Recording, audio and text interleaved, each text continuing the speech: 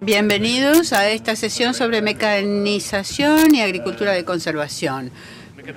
La mecanización, desde donde yo lo veo, es uno de los aspectos más importantes de hacer que sea posible este tipo de agricultura. Sabemos los conceptos, los principios, pero en realidad los productores tienen que realmente hacer que suceda en los campos, en todas las escalas posibles y para todos los distintos tipos de operaciones mecanizadas. Y hoy vamos a ver un poco las complejidades de los aspectos mecanizados de la agricultura de conservación. Ahora quiero que tome la palabra Augusto. Muchas gracias, Theo.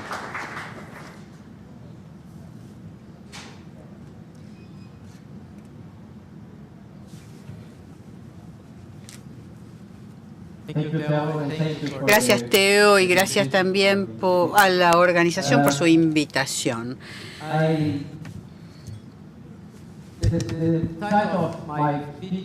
El título de mi presentación es muy largo y tengo poco tiempo, así que tengo que decidir cómo hacer las cosas de la mejor manera posible. He estado trabajando con el tema de maquinarias para siembra directa desde hace unos 30 años y 35. Así que ahora lo que les voy a presentar es mi punto de vista de cuáles son los principales problemas de las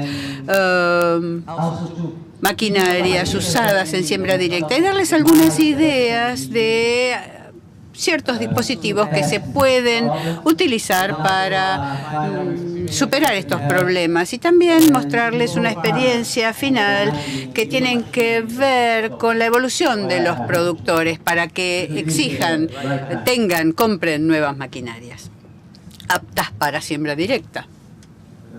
Y espero no pasarme de mi tiempo.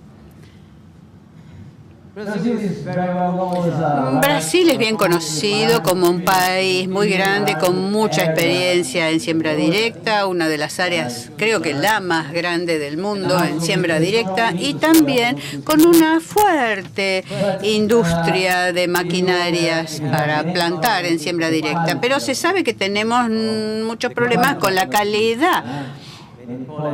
Muchos colegas hablaron de esto ayer, incluso también hoy, puede ser que lo hagan. Así que quiero hablar justamente de que las plantadoras para siembra directa son un tema muy importante en cuanto a esta baja calidad, como para mostrarles.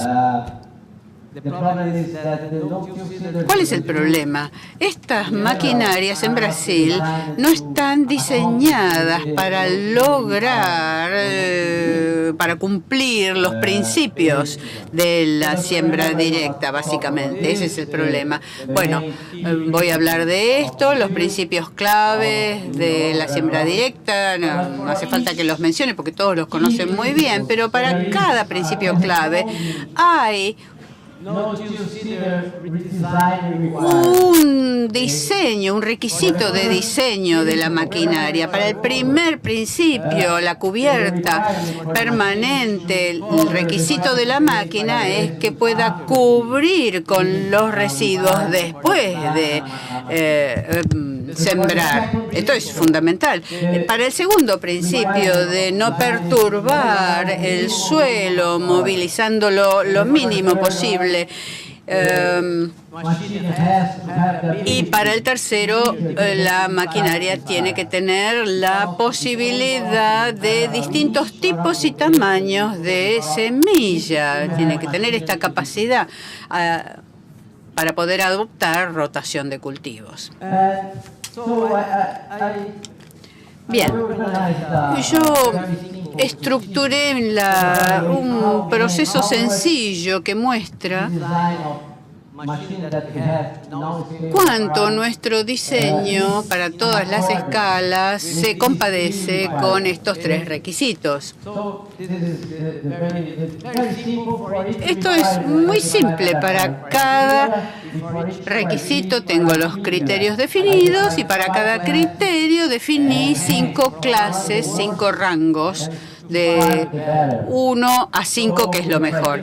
Entonces, los criterios son porcentaje de cubierta del suelo en toda el área plantada, de menos del 10% a más del 90%. Después podemos hablar de cada una de las clases, pero me parece que esto aclara mucho el panorama. Para el segundo requisito, movilización del suelo o no movilización, esto también yo lo encuentro, bueno, tal vez un poco subjetivo, pero estamos organizando un set de datos sobre movilización del suelo con distintas herramientas. Así que si ustedes en el futuro así podrán ser bien cuantitativos. Y un tercer requisito que sería que la máquina tiene que tolerar diversidad de tipo y tamaño de semillas, ¿verdad? Para plantar. En Brasil tenemos muchos modelos de lo que llamamos máquinas múltiples, que tienen un dispositivo de medición de precisión del sembrado y también una sembradora de semillas muy, muy pequeñas, como gramíneas, por ejemplo. Entonces, las clases serían estas 5. La mejor ranqueada es la que tiene los 3 dispositivos de medición. La número 4 sería la que tiene sembrado y precisión. La 3, precisión y algunas opciones de discos grandes. Otro que tiene limitadas opciones de discos y una que no tiene discos. No estamos considerando el Penamat, esos sistemas, porque no son prevalentes. Bien, entonces, para el handjab, creo que ustedes este tipo de plantadora conocen, tenemos muchos modelos, es una máquina muy sencilla para siembra directa, pero básicamente con una limitación que tiene que ver con la medición. Acá están viendo, es un rango 5 para movilización del suelo, porque realmente no lo perturba para nada, es mínimo, y es rango 2 para el tamaño de semillas. Luego, esto lo aplico a tracción animal, a estos modelos de tracción animal. Tenemos acá 5 o 6 industrias en Brasil que producen este tipo de equipos para siembra directa, y tenemos unos 3 o 4 de este tipo, que es convencional, que es para un sistema convencional, por supuesto más robusta para siembra directa y que se basa en un arado para trabajar en condiciones de este tipo. No tenemos tiempo de hablar de los distintos rangos, pero si alguien está interesado, se acerca y lo podemos charlar. También se aplica a tractores de 2 ruedas, con sembradoras. Esto es típico, muy común. En Brasil está en el mercado. Básicamente lo considero de 2 tipos. El modelo Fitarelli y el modelo Knappik. Cada uno tiene alguna diferencia. Y finalmente lo aplico a los modelos más usuales en tractores de propulsión en las 4 ruedas. Básicamente tenemos sembradoras de precisión para siembra directa con un espaciado de 35 centímetros, 70. Hay una tendencia a aumentar La cantidad de rodillos, también se están agrandando los tractores, hay presión de la industria en este sentido, del mercado en este sentido, para aumentar el tamaño de la maquinaria en esta región. Este es otro problema con su propia historia.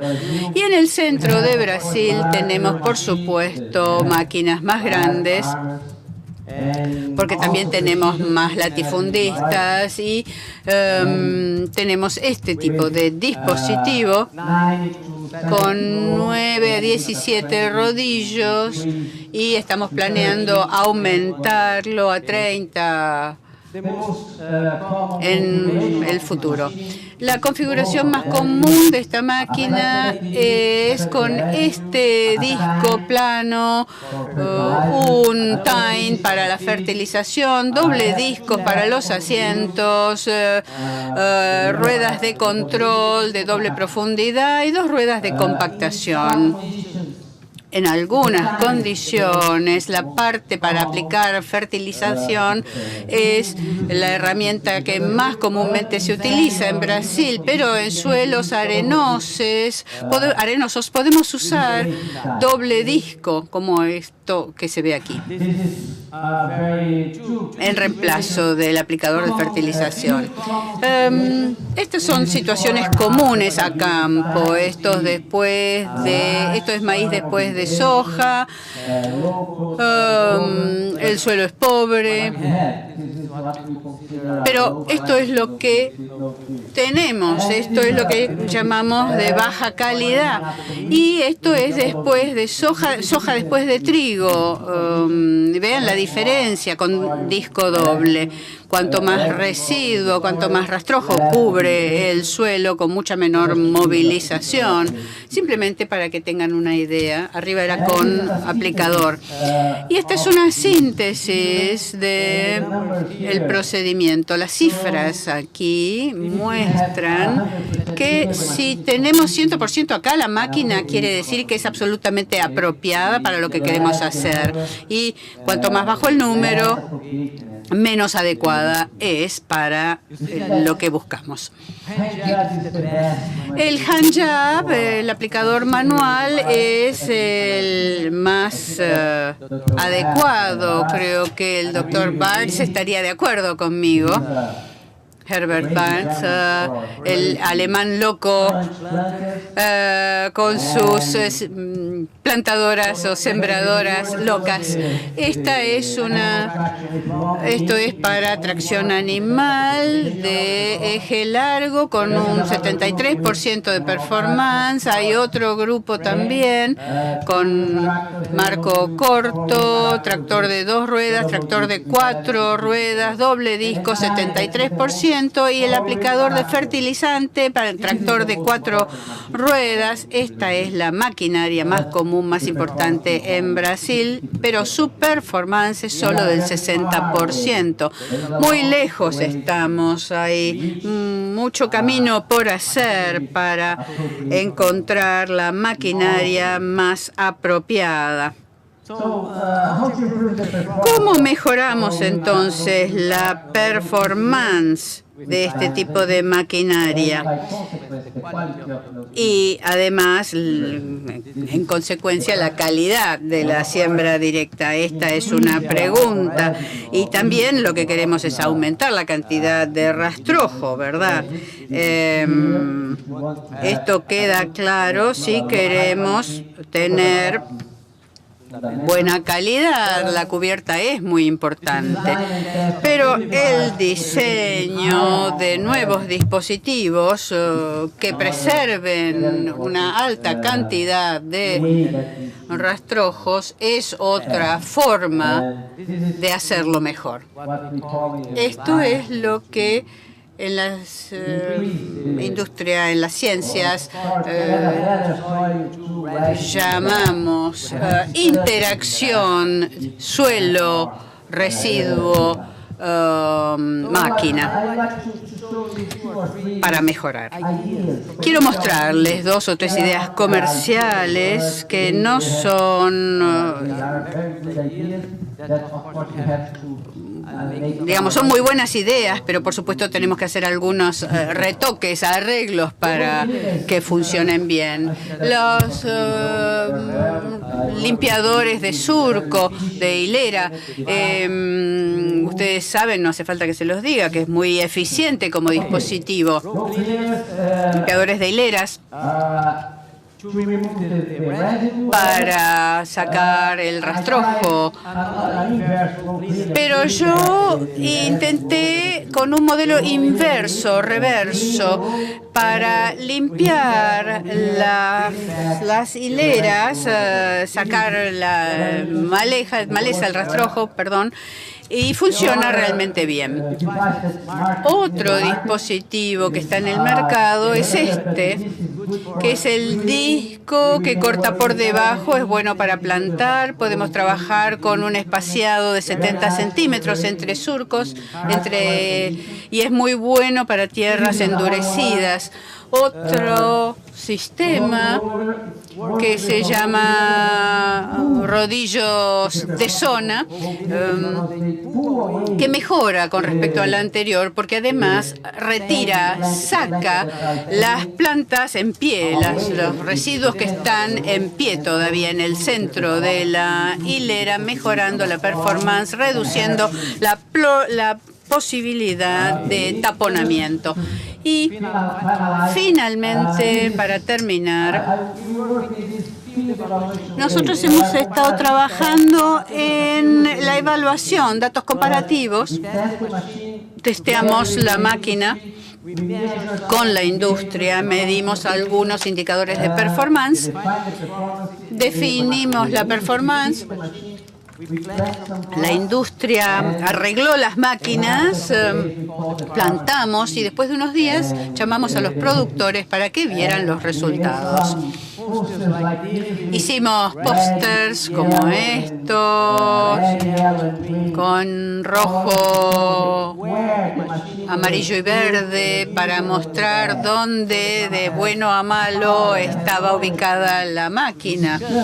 Bueno, más o menos o malo, para poder hablar con la industria y obtener más información el productor para seleccionar su maquinaria. Bien, estas son algunos de los datos. Me parece que es una muy buena estrategia para involucrar a los productores y a la industria para que trabajen juntos en la mejora de estos diseños. Muchas gracias. Sorry. Okay, thank you, Augusto. You see, this was Esto es una operación de agricultura de conservación y quizá esto es que no encajaba con los tiempos. Quizá hicimos la definición de agricultura de conservación un poco complicada porque hablamos de remoción limitada de suelos. ¿Por qué no decimos siembra directa?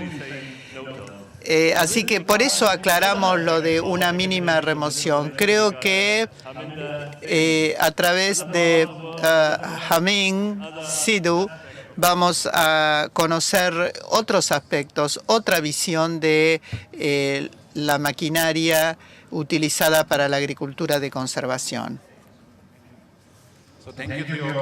Muchas gracias, tío. Voy a hablar sobre la maquinaria de agricultura de conservación para todas las escalas. Yo vengo de una región en donde el 100% de la superficie está bajo riego y tenemos de 40 a 70, trabajamos con una potencia de 40 a 70 caballos de fuerza, HP.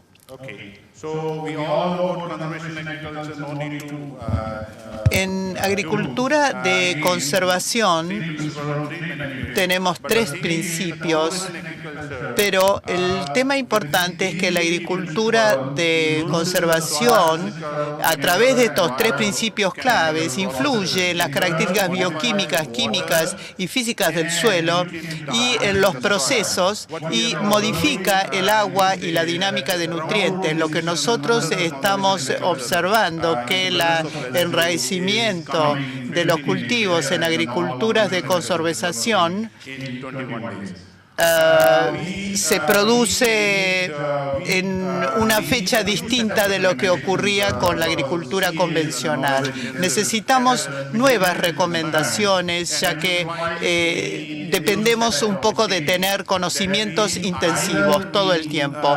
Esto implica nuevas máquinas para esto, o lo que podemos hacer es tratar de modificar los sistemas ya existentes a través de incorporación de nuevas técnicas para poder cumplir con nuestro trabajo. Yo, como ingeniero agrónomo, la función de la fabricación o del fabricante de la maquinaria es muy importante.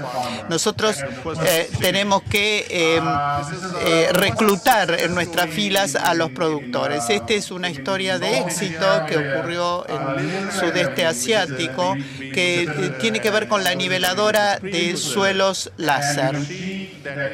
Podemos ver que ha aumentado su uso de manera exponencial. En este momento tenemos más de 30.000 máquinas que están funcionando en la región. Cuando hablamos de escalas, nosotros tenemos máquinas expandibles, expansibles, podemos cubrir superficies pequeñas. Tenemos una máquina estándar de 3 metros, que es la que se utiliza en India y en Pakistán, pero al mismo tiempo los usuarios nos piden si no tenemos algo para el tractor de 2 orugas, y tenemos esta trilladora que trabaja con un tractor de 2 orugas, de 2 ruedas. Esta máquina es pequeña porque el tractor de 2 ruedas no tiene un sistema hidráulico demasiado potente.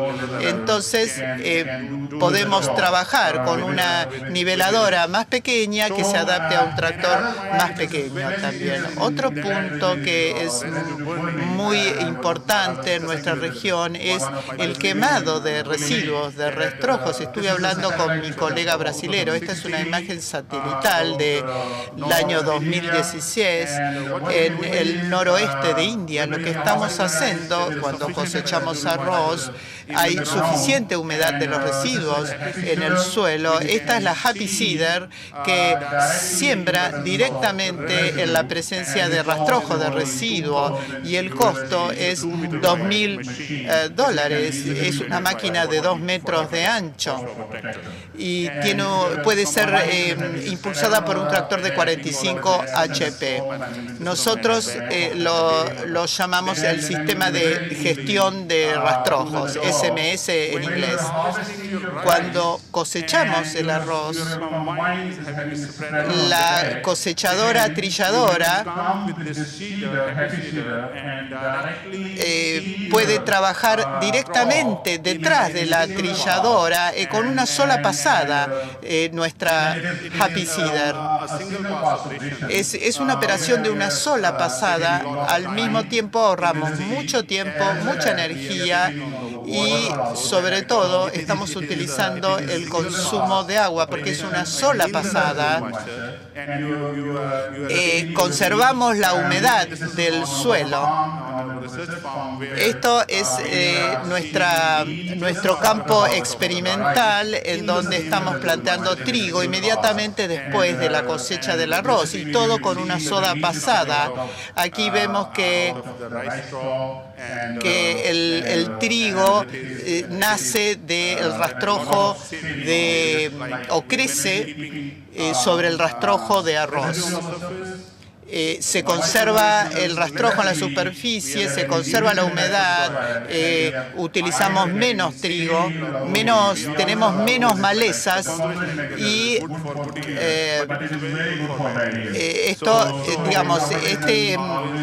la agricultura de conservación es buena para los años malos, pero es buenísima para los años buenos. Esta es una tecnología que nos genera ganancias ganancias y beneficios a todos, porque ahorramos agua, ahorramos energía y ahorramos costos también. Esta es una tecnología. Con la misma máquina se puede plantar maíz, se puede el poroto mung, se puede cultivar cualquier cultivo sobre cualquier residuo. Todo el tiempo se está limpiando la máquina, es autolimpiante, podemos decir. Tenemos también la Happy Seeder para un tractor más pequeño de 2 orugas, de 2 ruedas. Aquí podemos ver, no hace falta, digamos, ahora ya no se camina o no se empuja el tractor. Uno ya puede ir conduciendo el tractor porque tiene un asiento.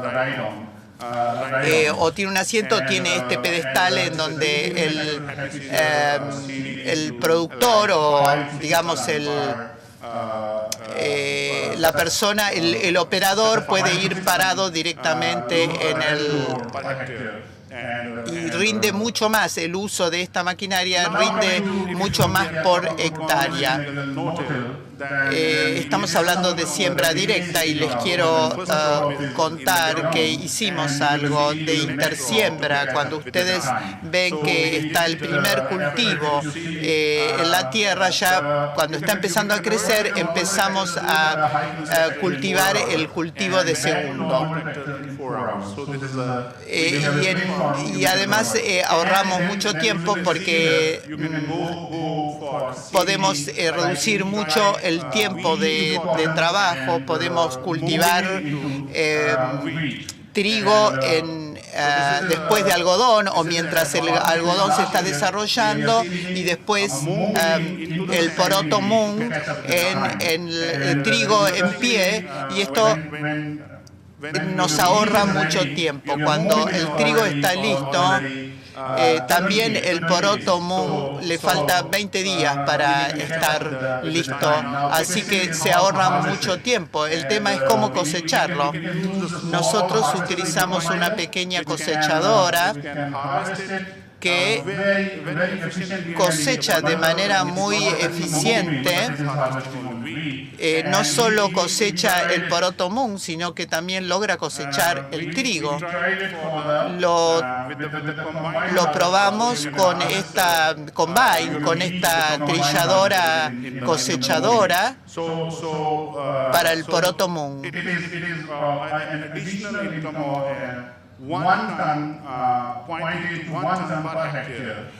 Tiene un rendimiento de 1 tonelada por hectárea y tiene aditamentos para el trigo y para el poroto mung. Esto se utiliza un tractor normal con mucho despeje del suelo y puede tener usos múltiples también. Podemos acoplar la agricultura de conservación con el manejo de precisión de agua y de nutrientes. Nosotros lo llamamos agricultura de conservación plus.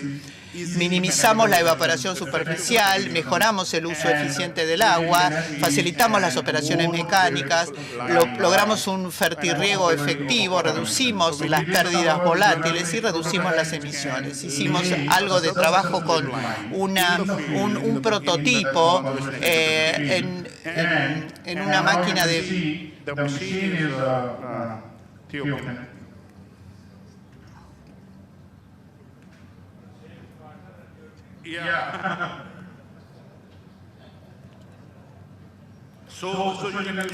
Podemos ver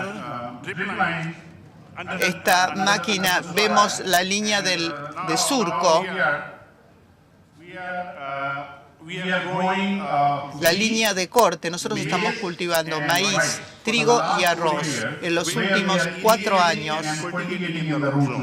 lo que estamos haciendo es hacer la rotura en la zona de la raíz. En este campo, esto es trigo con un subsolador, y esto es, con riego subterráneo, y lo mismo con el arroz subterráneo, y arriba es el maíz. La productividad del agua de riego aumentó entre un 150 y un 100%. También combinamos la fertilización con el riego en el sistema de arroz, y también la productividad del agua, del uso eficiente del agua, aumentó de manera significativa en todos los casos. Esto nosotros lo llamamos agricultura de conservación plus. No estamos removiendo el suelo, pero estamos dándole fertilización junto con el riego.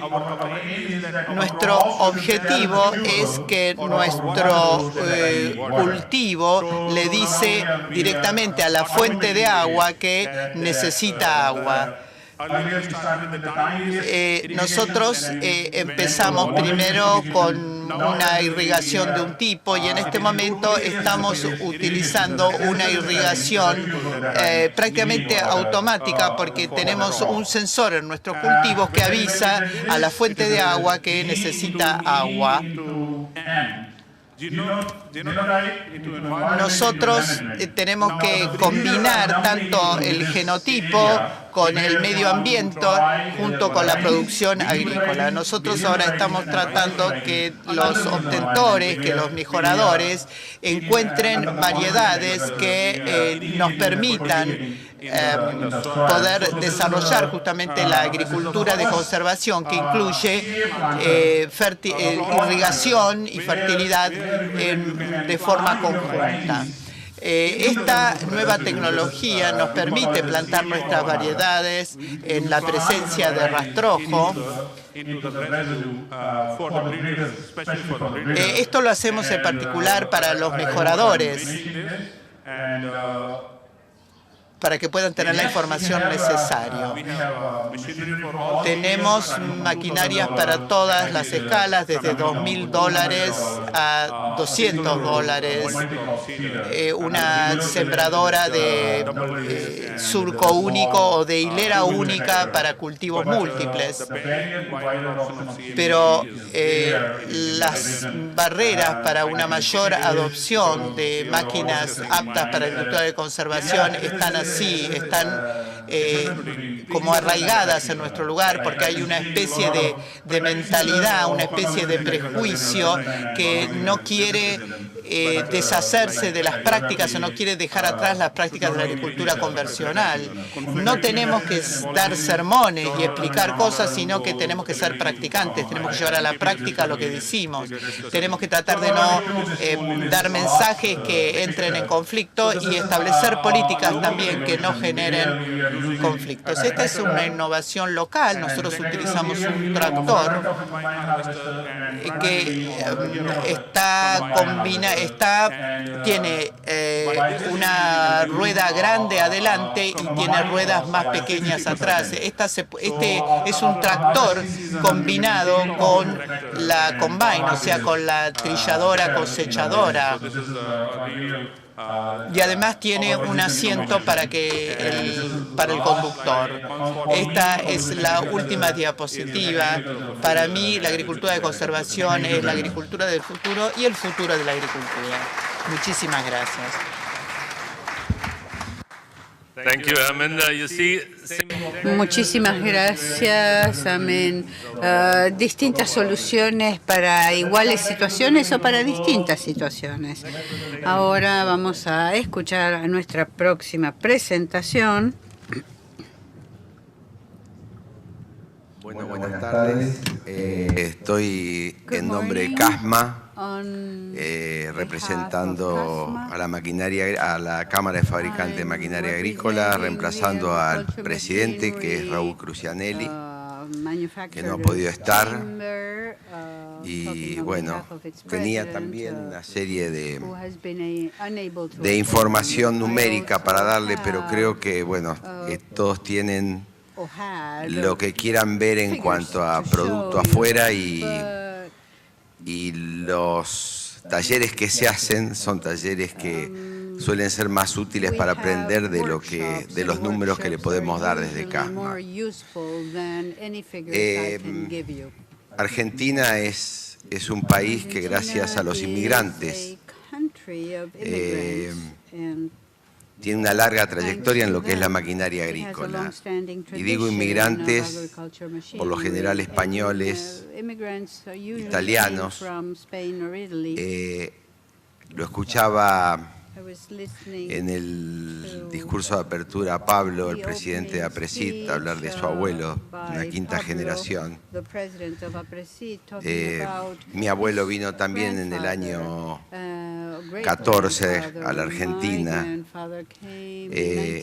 Era un metalmecánico, un artista, un artesano, que juntos, creo que juntos, desde el agro y desde la maquinaria agrícola, se pudieron hacer las máquinas que hoy tenemos, que son un orgullo para la fabricación argentina y no solamente argentina, sino que traspasan las fronteras de los lugares donde se están exportando. No quiero dejar de recordar a los Senor, a los Rotaña, que fueron la primer cosechadora autopropulsada, a los Bernardina, a don Roque Basali, a Negrini, a Mainero, a don Santos Corti. Y estamos en Rosario y estamos en la cuna del último moicano que queda, que es un ejemplo de profesionalismo, que es Enrique Bertini. Así que creo que todo esto se ha logrado y se está logrando porque no es o la máquina o el campo, es en conjunto. Creo que si algo ha hecho bien este gobierno es hablar de agroindustria. Se necesita hablar de que se pueden lograr cosas trabajando juntos, no separados. La maquinaria agrícola no es ni mejor ni peor que lo que son las demás metalmecánicas. Marca diferencias, tenemos diferencias. Hemos aprendido lo que hemos aprendido porque estamos en el interior. Estamos ubicadas en los pueblos. Nos dan vida y le damos vidas a los pueblos. Cumplimos un rol social muy importante. Tenemos un compromiso muy allegado con nuestra gente. Siempre digo que mi mujer va a comprar la carne a donde van las mujeres de mis colaboradores.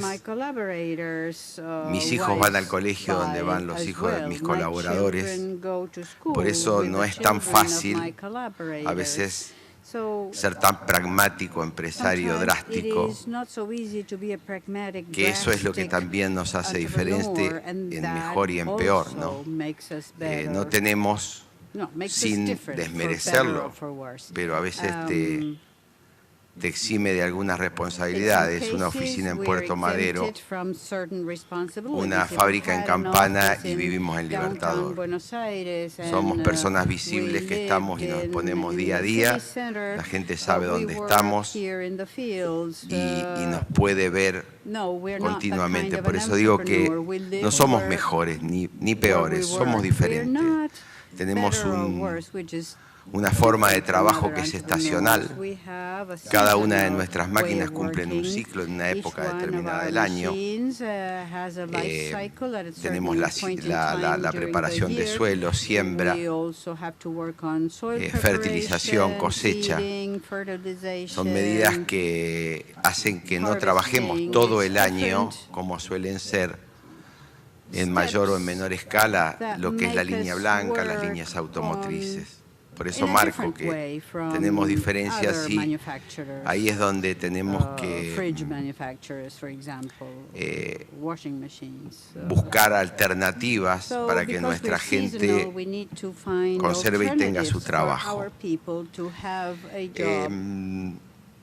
Tenemos responsabilidades con nuestros clientes porque junto con nuestros clientes hemos mejorado, hemos innovado, hemos cambiado maquinarias y hemos llegado hoy a las máquinas que tenemos. Tenemos compromisos con una figura muy importante que es Argentina, que existe en Argentina y no existe casi en ninguna parte del mundo en la escala que existe en Argentina. Existir existen, pero en menor escala, que son los contratistas rurales. Son aquellos que hacen todo lo que es el laboreo del campo. Son aquellos que no tienen cumpleaños de sus hijos porque normalmente están en casillas. No tienen fin de año y año nuevo porque en esa época están trabajando. Y yo creo que desde CASMA nos debemos también una colaboración para hacerle que tengan una vida más digna y ayudarlos a solucionar problemas de traslado, problemas de respeto por esos traslados. Porque hay gente que se traslada con sus máquinas a levantar la super cosecha que vamos haciendo año tras año. Y no es posible que se le dé el trato que se les da. Así que bueno, tenemos mucho por hacer, tenemos mucho por mejorar. Tenemos entidades que colaboran muy de lleno con nosotros, como es el INTA, que es nuestro, siempre digo, nuestro ablandador de costa, ¿no? Cuando vamos a ingresar a un país, el INTA, con su parte técnica, nos allana ese camino. Después se puede trabajar también con entidades gubernamentales, trabajamos con Fundación Exportar, con empresas ligadas al agro y que nos dan determinadas ayudas. La maquinaria agrícola argentina es conocida en principio por lo que es la siembra directa, si bien Argentina es 3 veces menos que Brasil, pero podemos decir que prácticamente un 100% de la cosecha acá se hace todo en directa y alguna experiencia tenemos y de eso nos vanagloriamos y creemos que ese es un atractivo que tenemos cuando salimos al mundo, como también lo que es el embolsado de grano. Son todas herramientas que van ayudando a que los demás actores de la maquinaria agrícola vayamos enfilados detrás de esto, en este sistema de conservación de suelo.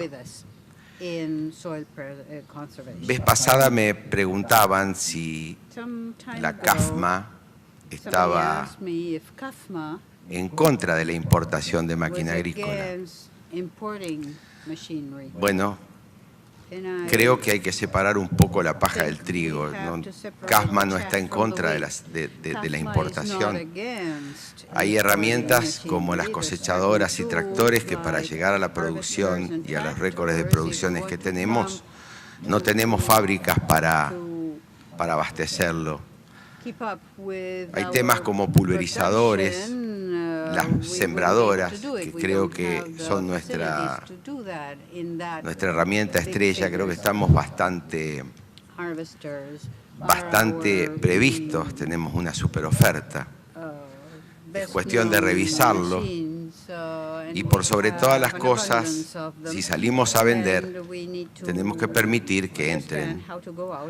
Pero quisiéramos tener los mismos privilegios que tienen nuestros colegas cuando ingresan. Tener las mismas cargas impositivas, ya sean municipales, de gobierno y de gobiernos provinciales y nacionales. Tener la misma posibilidad de proveernos de insumos como se proveen nuestros colegas. revisar esa parte. Y tener la posibilidad de tener los mismos créditos. Los créditos en Argentina no tienen condición. Nosotros cuando ingresamos a países, sin ir más lejos como Brasil, si no integramos un 60% de nuestro producto, no se nos otorga el crédito. Acá siempre se permite que haya alguna trampita y que las máquinas a veces no tengan realmente la integración que dicen tener, ni se fabriquen en proporción como se dicen fabricar. Que nos digan que entraron un número de sembradoras, porque eso suele pasar, y que entren sembradoras desarmadas como repuesto que después se hagan sembradoras.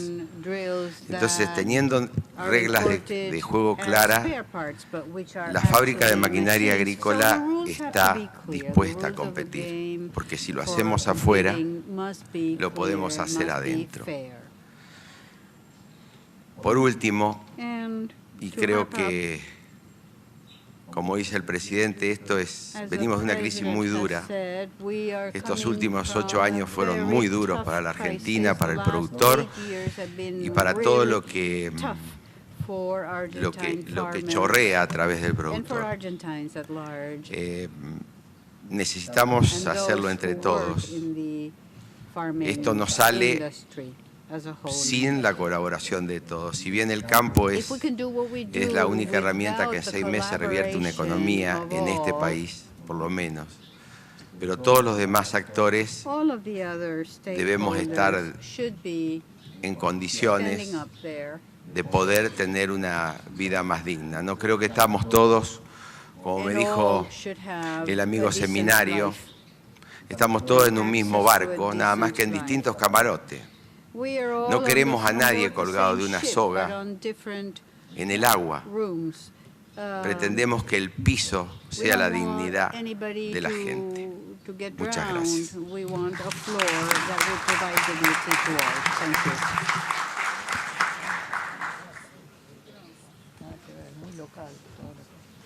Thank you, Nestor. We have a question, sorry, we have a question through the mobile phone. We have a question through the mobile phone. I was coming to the question. Okay.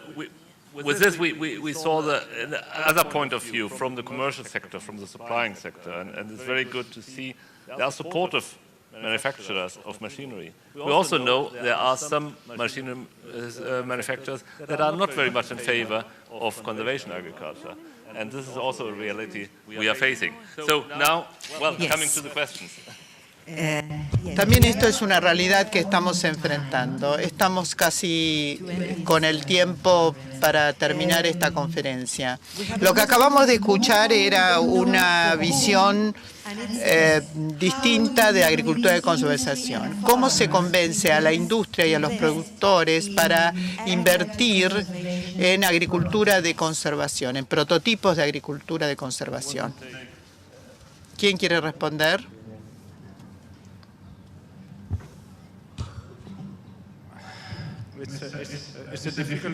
Es una pregunta difícil, porque a veces nosotros como productores, si nosotros vemos la maquinaria de agricultura de conservación en todo el mundo, en cualquier parte del mundo, esto es algo que fue liderado, impulsado por el productor. Lo que ocurre en sudeste de Asia, todo lo que se ve es algo que es liderado por el productor. Pero nosotros, cuando escuchamos en otras partes del mundo que dicen que nosotros podemos hacer la siembra en una sola operación, a veces sienten los fabricantes de maquinarias que es una amenaza, pero al mismo tiempo somos conscientes, y ellos deben ser conscientes, de que estamos trabajando para el productor. Y si el productor está contento, la industria va a estar contenta y la ciencia también. Un breve comentario. Yo quisiera insistir nuevamente en la base de evaluación. Hay distintos. Es un problema bastante serio esto de involucrar a las industrias porque no quieren cambiar su producto, digamos, por naturaleza. Durante los días de evaluación, nosotros lo hicimos durante 4 años en el estado de Paraná. No es solo estos días de evaluación en campo, no es solo un día de campo, sino que es toda un proceso de preparación. Convocamos a las industrias, van con sus máquinas, preparamos el campo, los lotes. Cada industria hace funcionar la sembradora y después de 15, 20 días nos volvemos a convocar a todos los productores de la región para mostrarles los resultados, mostrarle la máquina, por supuesto, pero así el productor recibe información técnica calificada de primera mano para poder entender qué es lo que hace la máquina, qué es lo que puede hacer la máquina. Y la industria también tiene la información del productor para mejorar el diseño, para poder resolver los problemas de funcionamiento. Yo creo que estos días de evaluación es algo interesante. Yo les puedo mandar más información si ustedes desean. Es una estrategia, por supuesto, hay muchas otras.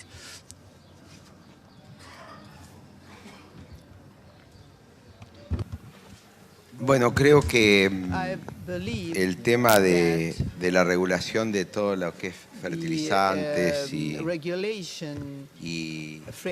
productos son legislaciones que tiene cada país. Creo que solamente hay que respetarlas. Nosotros, cuando se vende maquinaria agrícola, se adapta el producto a la necesidad y a la homologación de ese país. Creo que no es difícil. Nosotros lo que hemos hecho, vuelvo a lo mismo, tenemos un producto que es para la Argentina y cada vez que ese producto sale al exterior, a través de normas pararancelarias o como se las quiera llamar, nos achican, nos agrandan, nos estiran. Y si queremos entrar en ese país, tenemos que cumplir las normas de ese país. Es bastante simple. Y si tenemos que hacer tratamientos, y bueno, tendremos que depender de qué exigencias tiene ese país y cumplirlas y estar dentro del marco de la ley.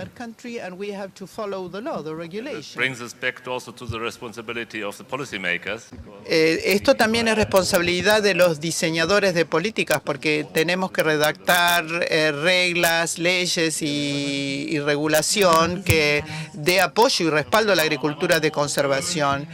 Tenemos una sola pregunta que sea candente y que sea sustanciosa. Tenemos tiempo para eso, nada más.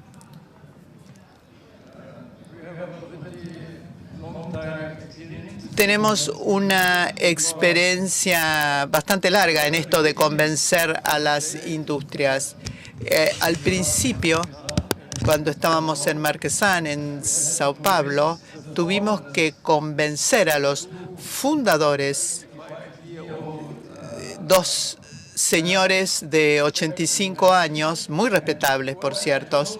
Una vez les dije que 11 toneladas de sistema convencional puede ser reemplazado por 1 tonelada de equipos de labranza convencional. No tiene el mismo valor, pero sí aporta mucho valor agregado. Este señor mayor dijo, pero esto nos va a llevar a la quiebra, a la bancarrota.